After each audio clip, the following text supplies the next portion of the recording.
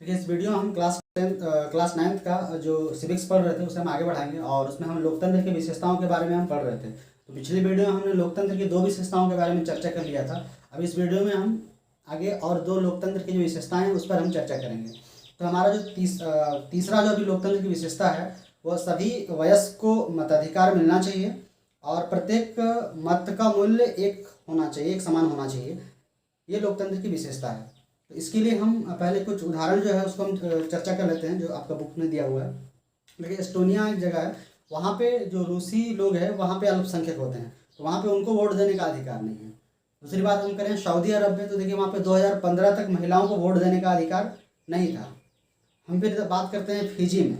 Fiji में देखिए वहाँ पे क्या है कि जो भारतीय मूल के लोग थे उनके मत का मूल्य वहाँ के जो मूल नागरिक थे उनके मत के मूल्य से कम होता था। ठीक है, फिजी में।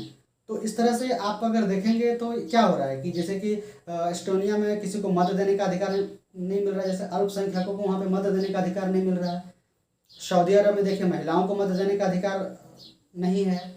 फिजी में अगर है तो भी वहाँ के मूल वासियों का मत का वैल्यू ज़्यादा है और जो भारतीय मूल के हैं उनका मत का वैल्यू कम है।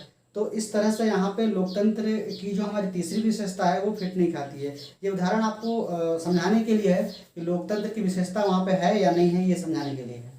ठीक है, अब हम देखेंगे लोकतंत्र की जो चौथी विशेषता है इसके में बोला गया है कि लोकतंत्र के तहत जो सरकारें हैं वे संविधान के दायरे में रह के काम करती है और नागरिक अधिकारों की रक्षा करती है और उनका सम्मान करती है। अर्थात लोकतंत्र के तहत जो नागरिक है वे सरकार को राय दे सकते हैं, अपनी विचार रख सकते हैं, संगठन बना सकते हैं, न्याय वाली राजनीतिक गतिविधियों में वो भाग ले सकते हैं।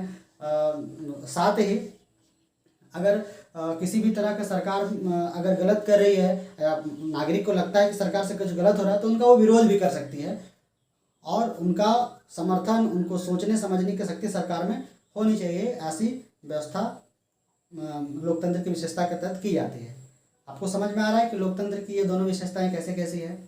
अगर आपको वीडियो सही लगता है तो लाइक करिएगा, शेयर करिएगा, चैनल पर नए हैं तो सब्सक्राइब कीजिएगा। फिर मिलेंगे अगले वीडियो में। धन्यवाद।